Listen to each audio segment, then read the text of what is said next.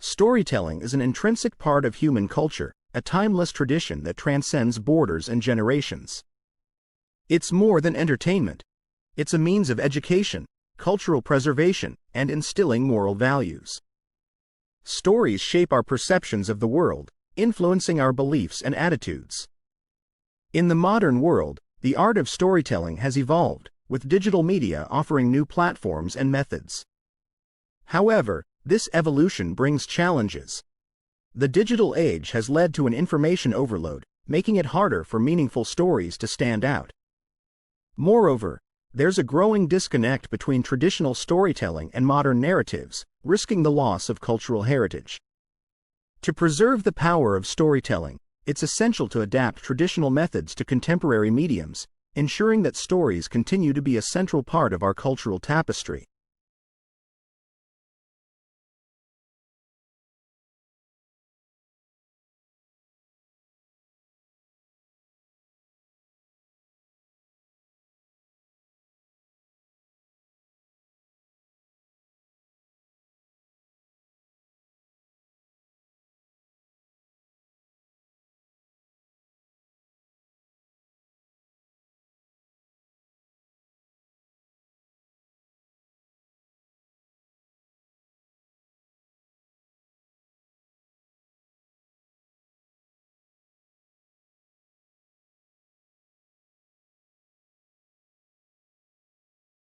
Climate change is one of the greatest challenges facing our planet, with profound effects on biodiversity.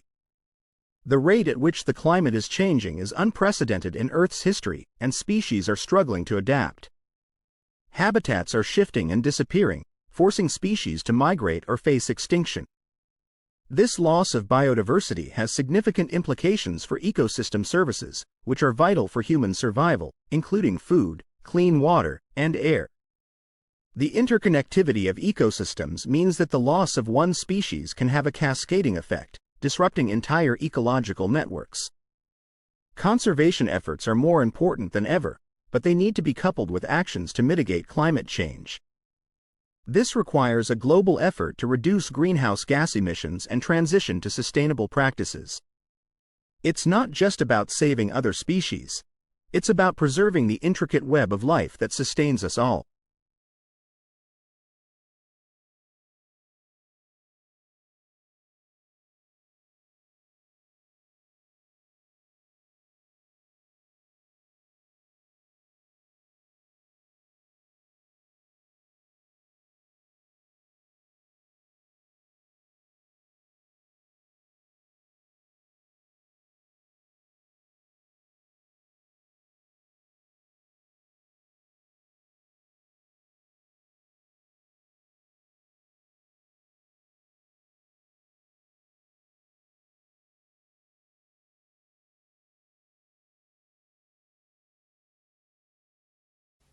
Listen to part of a lecture in an economics class and answer the question.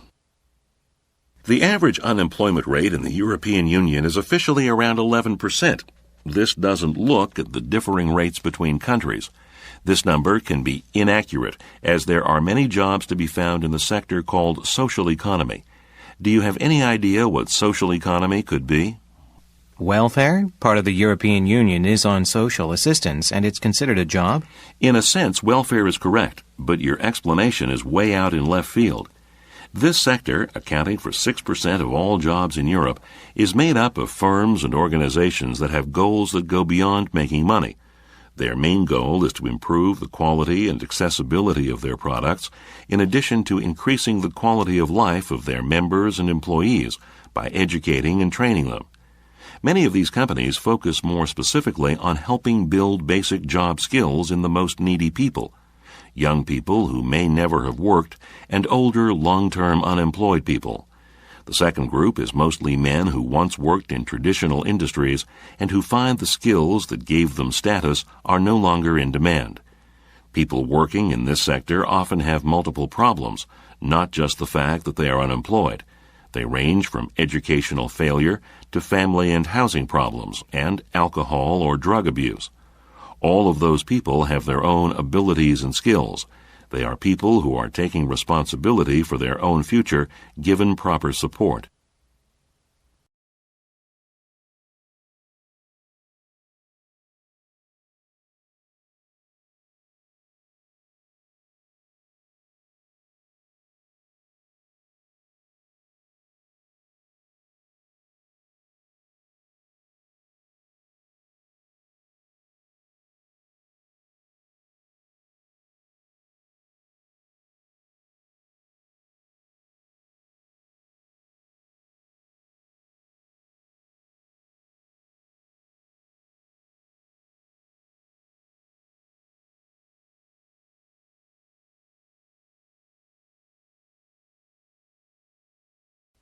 At number 79, please.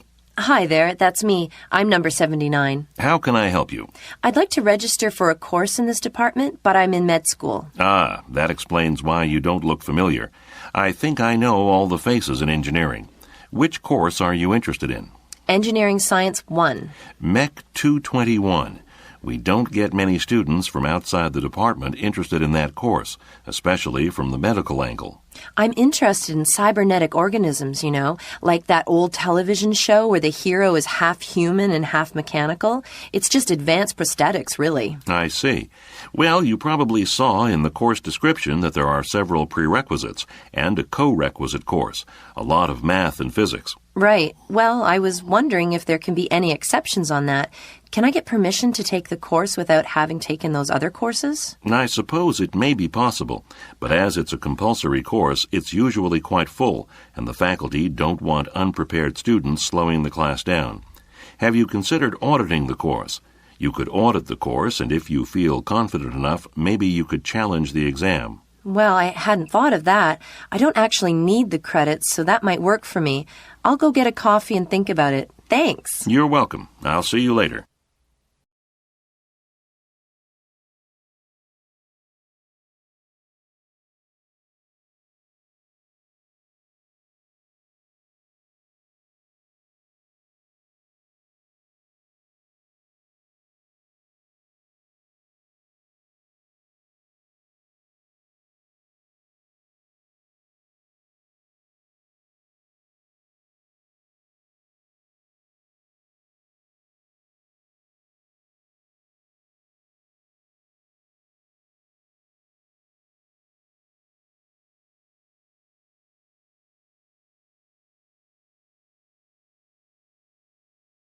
Spanish police say they've identified the driver of the van that mowed down crowds walking along Barcelona's main tourist street last Thursday, killing 13 people. They haven't named him, but he's understood to be Yunus Abu Yaqub, a 22-year-old born in Morocco. Police say he may have fled the country. A South African court has given permission for an online auction of rhino horns, despite a global trade ban. The authorities had tried to stop the 3-day auction. There's a great demand for rhino horns in Vietnam and China, where they're used in traditional medicines. The South African government has confirmed that it granted diplomatic immunity to Zimbabwe's First Lady, Grace Mugabe, enabling her to return home despite being accused of assaulting a model in Johannesburg. The government said it was imperative to maintain good relations with Zimbabwe.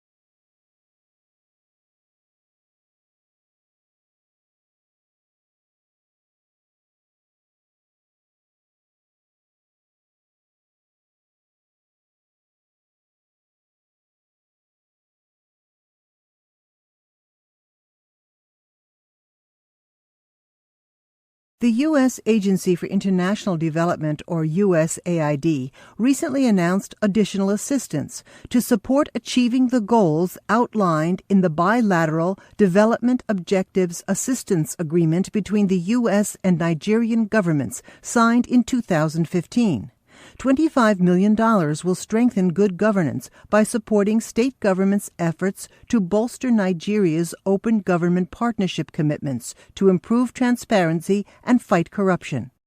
An additional $1.5 million will support a healthier, more educated population in targeted states through the U.S. President's Emergency Plan for AIDS Relief, also known as PEPFAR, for a total of $26.5 million in additional assistance.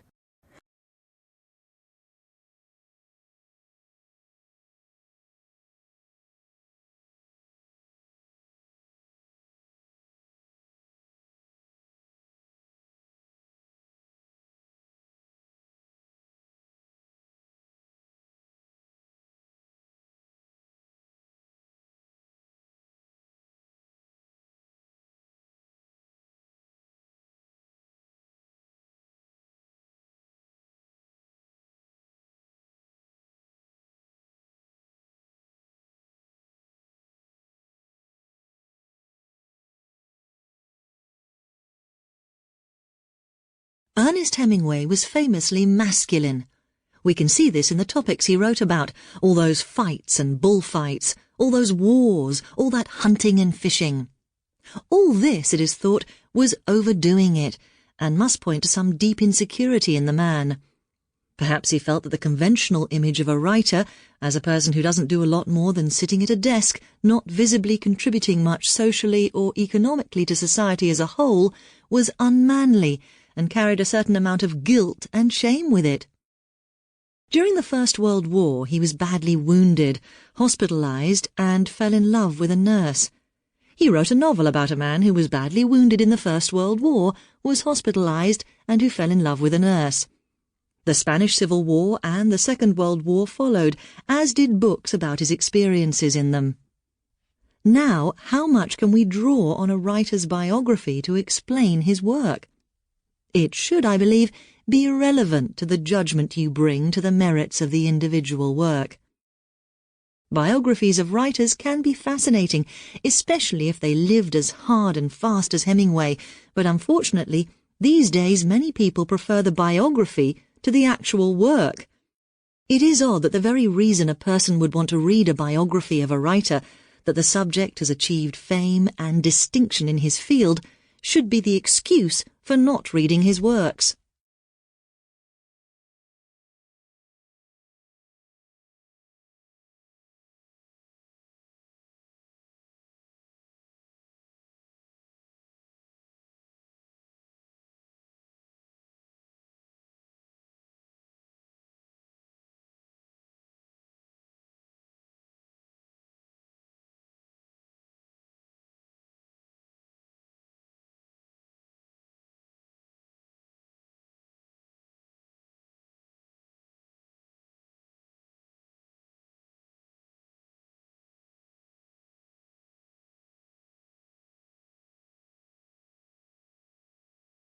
Urban development is the first thing I wanted to talk about here in Perth.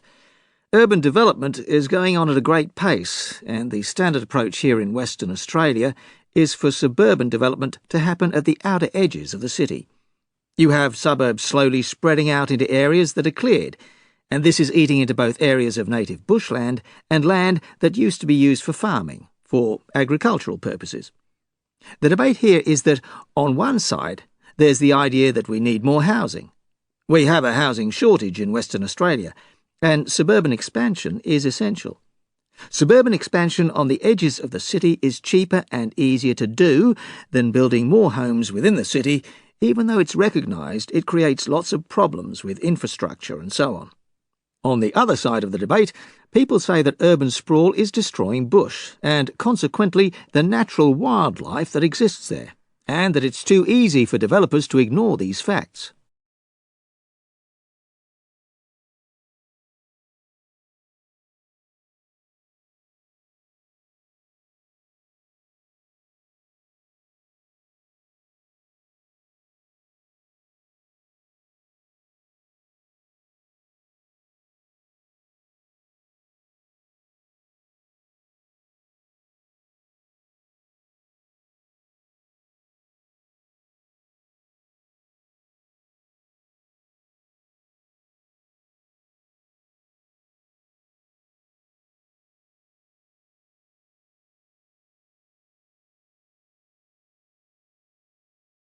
Lecture and answer the questions.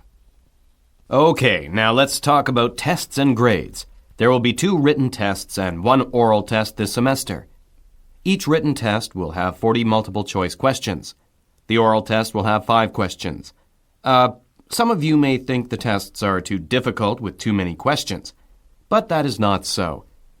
As a matter of fact, there will be a summary handout every class this semester, and if you study them well, then the tests will be very easy. And speaking about grades, the written and oral tests will be just a small portion of your final grade. Active class participation is the most important thing to get a good grade. So, please listen to my lectures carefully, ask many questions, and discuss the topics with your classmates and me during the class. It will be very good for you to prepare for each unit before class, too.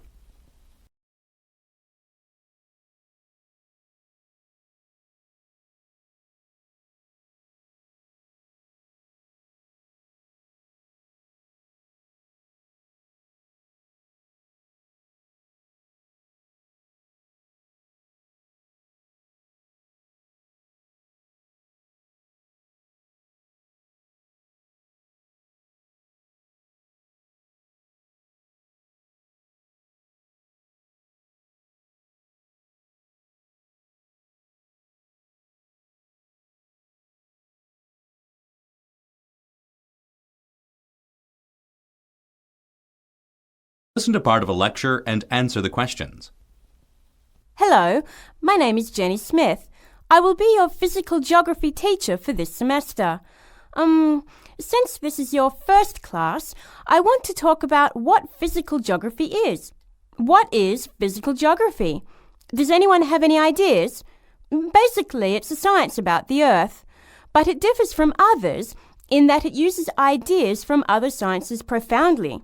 For example, you will find information from chemistry, biology, climatology, astronomy, and many other sciences in physical geography. Does it sound scary? Actually, you don't really need to worry about it.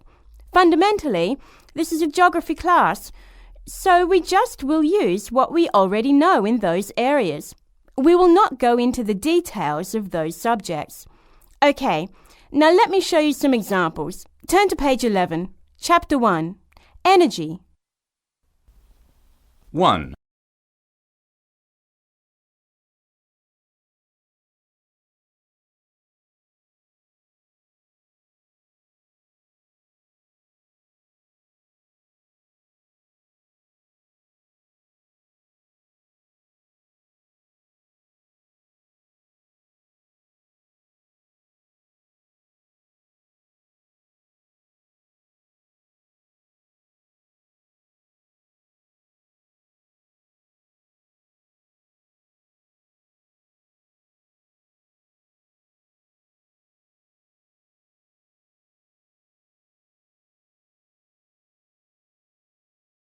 The computerized workplace can be hazardous to your health if you don't take preventative measures. Today, we'll go over what some of these hazards are, and more importantly, what can be done about them. One major complaint, maybe the biggest complaint, of people who spend time at the computer is eye strain. To help ease the strain on the eyes, the computer screen should be about 2 feet from your eyes. The entire screen should be in focus. The brightness and contrast should be adjusted for best readability. A good way to relieve eye strain is to look away from the screen frequently. Focus your eyes on objects that are far away, like something outside, the building across the street or the tree in the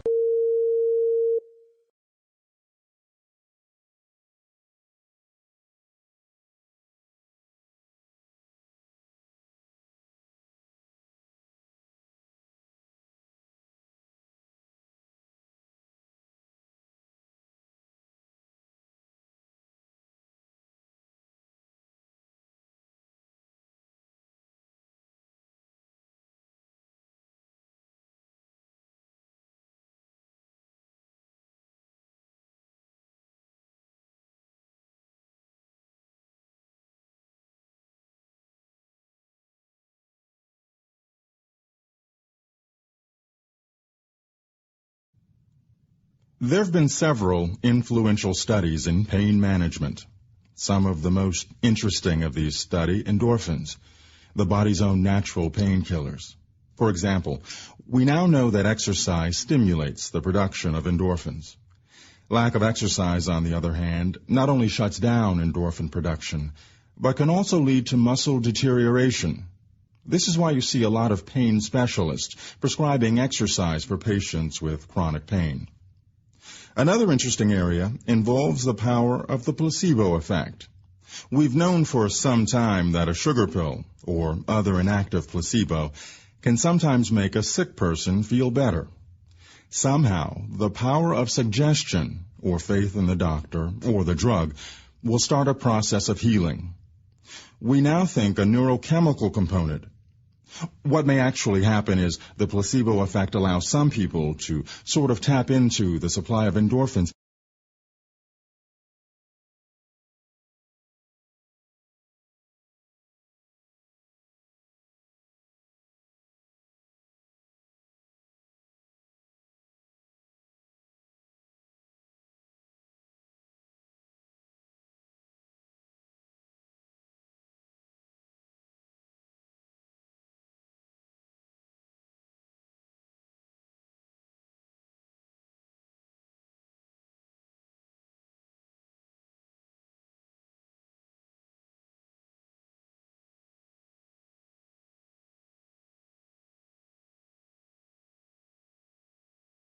When we lie, our brains work hard to make sure we get the story right and come off as truthful. Law enforcement officials try to tap into that effort, for example with polygraphs, to find out if a suspect is telling the truth.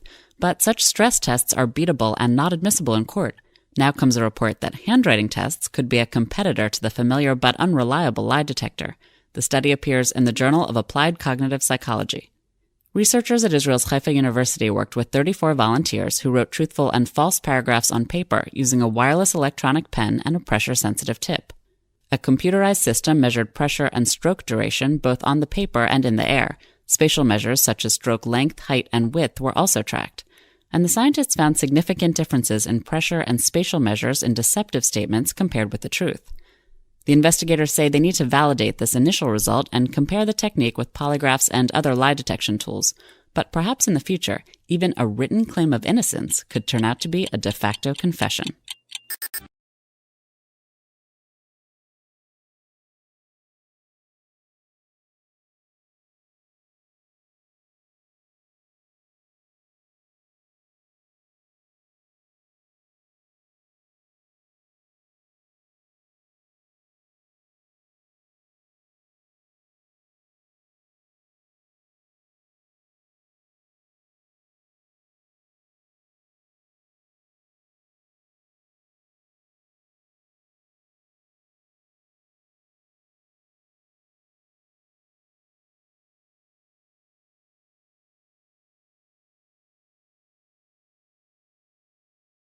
Everyone makes mistakes, especially when it comes to entering numbers into a calculator or spreadsheet.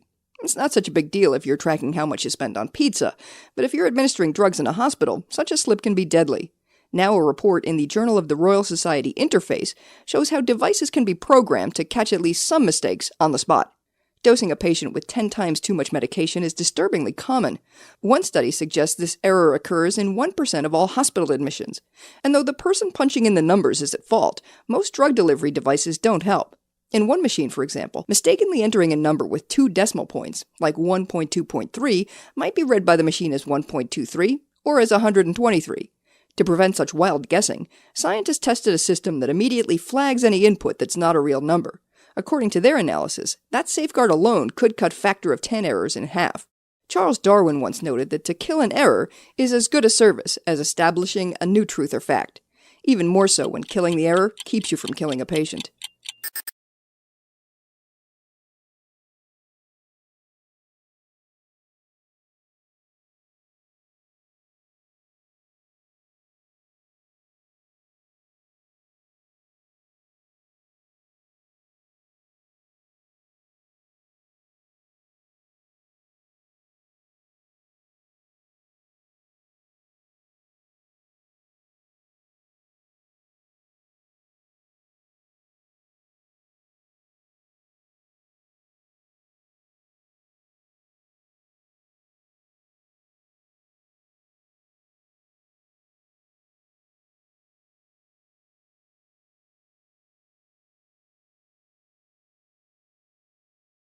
Certain individuals thrive in competitive scenarios, while others favor cooperative endeavors.